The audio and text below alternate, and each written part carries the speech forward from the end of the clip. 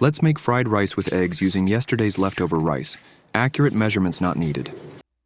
Scramble some eggs until they are just set, then put them aside for now. Chop up a clove of garlic into tiny bits and some of the white parts of a green onion. Sauté it for a bit, then toss in the rice. Day-old cold rice works best because it's drier and doesn't turn mushy when you fry it.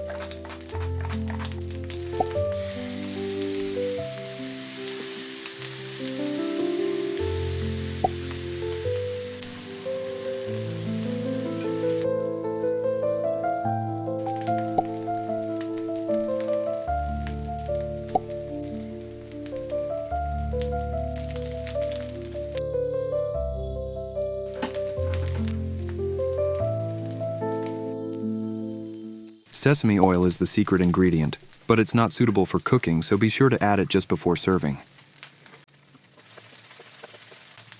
Taste and adjust to your liking, and this meal is a wrap.